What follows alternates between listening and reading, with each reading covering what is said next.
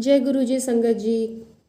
सभी गुरु संगत को मेरा प्यार भरा नमस्कार। आज का सत्संग है डॉक्टर चंद्रकांत पांडव जी का, नोएडा से। सत्संग शुरू करने से पहले हम गुरु जी का मंत्र जाप करेंगे। ओम नमः शिवाय, शिवजी सदा सहाय। ओम नमः शिवाय, गुरु जी सदा सहाय। बुधवार 12 अक्टूबर 2005 को सुबह सुबह ही मेरे सहकर्मी डॉक्टर खिलनानी एम्स में औषधि विभाग के अध्यक्ष का फोन आया कि उस दिन शाम को 5:30 बजे उनके घर में सत्संग का आयोजन है जिसमें गुरुजी आ रहे हैं। उन्होंने मुझे पत्नी सहित आने का आग्रह किया। क्या आप माध्यापक की पदोन्नति का उत्सव मना रहे हो? यह गुरुजी कौन है? उनका नाम क्या है? वे कहाँ से आ रहे हैं? मैंने उन पर प्रश्नों की झड़ी लगा दी। उन्होंने केवल इतना उत्तर दिया, उनका नाम गुरुजी है। आप जब शाम को उनको मिलोगे तो स्वयं ही जान लेना, धैर्य रखो। सामान्यतः मेरी पत्नी स्मिता साधु संतों में कोई विश्वास नहीं रखती थी। इस बार जब मैंने यह बात उसको बताई तो उसका उत्तर पहले से भिन्न था। संभव है इस बार कुछ अंतर हो, चलकर देखेंगे। कुछ देर बाद मैंने अपने परिचित रश्मि और पंकज सिंह को फ़ोन किया। मैं रश्मि जी को पिछले 35 वर्ष से जानता हूँ और उनके विवाह के पश्चात पंकज जी को। मैं उनसे पंकज जी के पिता भूतपूर्व प्रधानमंत्री श्री चंद्रशेखर, जिनको मैं स्वयं पिताजी कहकर संबोधित करता था, के स्वास्थ्य के बारे में जानना चाह रहा था। उन्होंने कहा कि वह एम्स में एक निजी कक्ष में परीक्षणों के लिए प्रविष्ट हैं।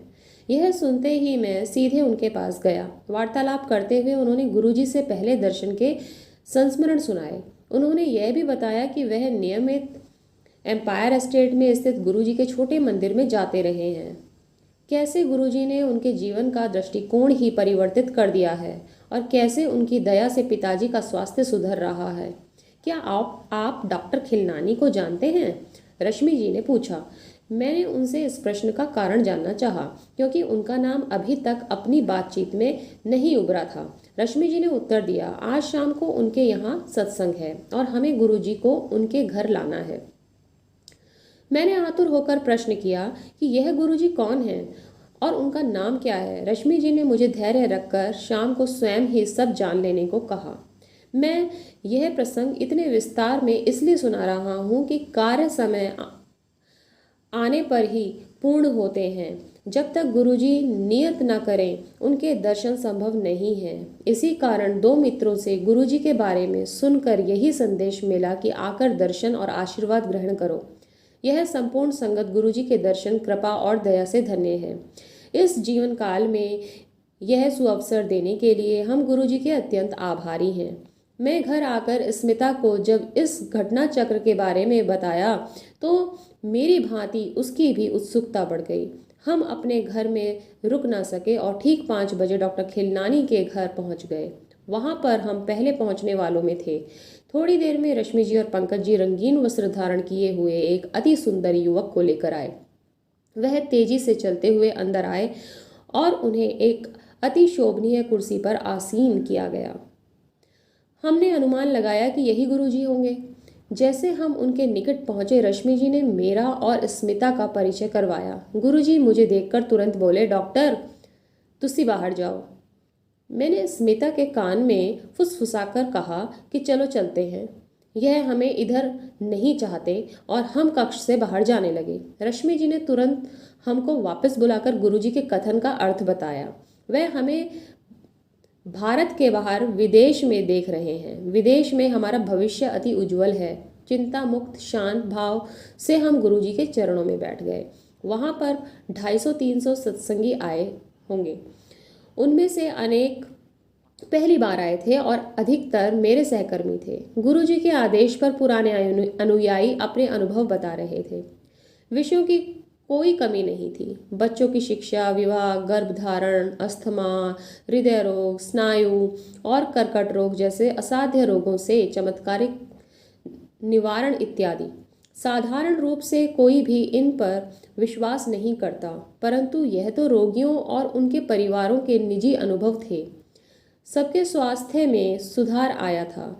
बीच में कभी कभी गुरुजी बोलते थे कि इसका भौतिक रूप देखो, कष्ट कैसे घट रहे हैं। उस दिन से गुरुजी के साथ हमारा संपर्क बन गया। अब हर दिन एक नए आविष्कार का दिन होता, आत्मबोध और आत्मज्ञान का दिन। हम जब भी दिल्ली में होते, हम छोटे मंदिर के प्रति बृहस्पतिवार और रविवार को आते रहते। मुझे अपने कार्य के संदर्भ में अक्सर यात्राएं करनी पड़ती हैं, पर दिल्ली न होने पर मानो कोई चुंबकीय शक्ति हमें इस स्थान पर खींच लाती है। भीतर से उत्कंठा होती है और इससे पहले कि हम कुछ सोचें, हम उनके दर्शन हेतु जा रहे होते हैं। मैंने अप्रैल 2006 के अंत में बीती हुई शीत ऋतु के कुछ अंतर देखे। मैंने स्मिता को बताया कि इस बार मैंने किसी औषधि या श्वास यंत्र का प्रयोग नहीं किया। मेरे परिवार में दीर्घकाल से अस्थमा चला आ रहा है और मुझे सदा श्वास यंत्र की आवश्यकता रहती थी। 1 या 2 बार निश्चित रूप से मेरी छाती पक जाती थी और 10 दिन तक मुझे प्रतिजैविक औषधियों का सेवन करना पड़ता था, लेकिन गत शीत ऋतु में मैंने इनका प्रयोग ही नहीं किया था। जब मैंने गुरुजी को इस बारे में बताया तो उन्होंने उत्तर दिया कि मुझे उनकी कृपा प्राप्त हुई है और अब मुझे कभी दमा नहीं होगा। ना तो मैंने गुरुजी को इस बारे में बताया था, ना ही उनसे इसके लिए मन ही मन में प्रार्थना करी थी। मैं अति अचंभित हुआ।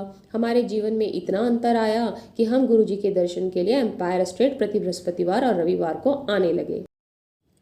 उनकी कृपा हमारे ऊपर बनी रही है। हमारी बेटी रिजुता अमेरिका में पढ़ रही थी। ह्यूस्टन स्थित राइस विश्वविद्यालय से संज्ञानात्मक स्नायु विज्ञान और संज्ञानात्मक मनोविज्ञान में उसका स्नातक का पाठ्यक्रम पूरा होने वाला था। यद्यपि उसे वहीं पर शोध करने की अनुमति मिल गई थी, वह वहां पर और अध्ययन नहीं करना चाहती थी। वह अपना शोध MIT या स्टैनफोर्ड विश्वविद्यालय जैसी विख्यात संस्थाओं से करना चाह रही थी। अभिभावक होने के नाते हमें लगता था कि उसकी यह अभिलाषा अव्यावहारिक है। न केवल उसके वीज़ा की समस्या थी, उसके पास इस संस्थानों में प्रवेश के लिए समय भी कम था। स्मिता, उसकी माँ, चिंतित थी। एक बार जब गुरुजी ने रिजुता के बारे में पूछा तो मैंने स्मिता की चिंता के बारे में बताया। गुरुजी ने तुरंत चिंता छोड़ने को कहा और आश्वासन दिया कि सब कुछ ठीक हो जाएगा। उन्होंने पूछा कि मैं अगली बार अमेरिका कब जा रहा हूँ। उसके स्नातक अधिवेशन में उपस्थित होने के लिए मैंने मई 2006 में जाने की योजना बनाई हुई थी। उसके बाद हमें यह देखने का अवसर मिला कि गुरुजी के आशीर्वाद प्राप्त होने के पश्चात कैसे एक के बाद एक घटनाएं अनवरत होती जाती हैं और सब ठीक होता जाता है। रिजुता अब बॉस्टन स्थित MIT के मस्तिष्क और संज्ञानात्मक विज्ञान विभाग में शोध कर रही है। गुरुजी के पास आने के पश्चात हम श्रद्धालुओं द्वारा कथित वृत्तांत और अपने अनुभव समझने का प्रयास कर रहे हैं। हम गुरुजी के साथ क्या अनुभव करते हैं, संगत को सुनाए गए प्रसंगों की ऊर्जा, अपने को उसी पात्र में ढालने की प्रक्रिया, प्रतिदिन ग्रहण किया हुआ लंगर रूपी प्रसाद, गुरुजी द्वारा सबको दिया हुआ आशीष, सब अनुभवों में अपने अंदर एक नवीन शक्ति, क्षमता आदि। संगत में पहुंचने पर चाहे कोई कितना भी थका हुआ हो, वह यहाँ से चलने पर अपने भीतर एक नवीन ऊर्जा प्रसारित होने का अनुभव करता है और भले ही कितनी भी देर हो जाए, वह रात्रि के उस काल में भी सुबह की भांति तरोताज़ा अनुभव करता है। सबसे महत्वपूर्ण बात यह है कि गुरुजी के यहाँ सब समान हैं, धनवान या निर्धन, प्रधानमंत्री या चपरासी, पुरुष या नारी, शहरी या ग्रामीण, भारतीय या विदेशी। यहाँ पर कोई रीति रिवाज नहीं है। किसी भी सत्संगी से पूर्ण आत्मसमर्पण के अतिरिक्त कोई आशा नहीं की जाती। गुरुजी में निष्ठा और फल की आशा किए बिना विश्वास को ही तो आस्था कहते हैं। गुरुजी हमें सर्वश्रेष्ठ मनुष्य बनाने का प्रयत्न कर रहे हैं। यहाँ आने के उपरांत हमारा मिथ्या रूपी अभिमान समाप्त हो रहा है। हमारी प्रवृत्ति में भी परिवर्तन हो रहा है। हम उन्हीं घटनाओं को एक नए दृष्टिकोण से देखते हैं और मन को शांति प्राप्त होती है। अपनी आवश्यकताओं और लाभ का भेद समझते हैं। गुरुजी ने सुकर्म करने के विवेक का विकास किया है। हम गुरुजी के अनुयायी होने से धन्य हैं।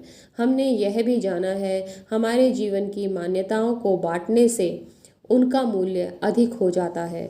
विनीत होकर हमने अपने अनुभव अपने मित्रों और सहकर्मियों से बांटे हैं। हमारी जीवन यात्रा चल रही है और इसके लिए हमारे ऊपर गुरु कृपा है।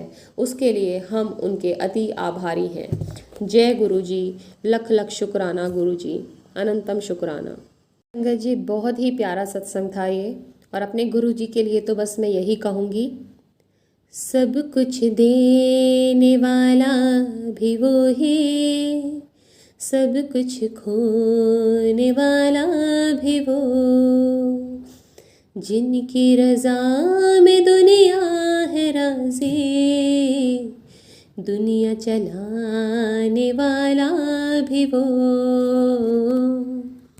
सतनाम सतनाम वाहे गुरु, सतनाम सतनाम वाहे गुरु, सतनाम सतनाम वाहे गुरु, सतनाम सतनाम वाहे गुरु। जय गुरु जी।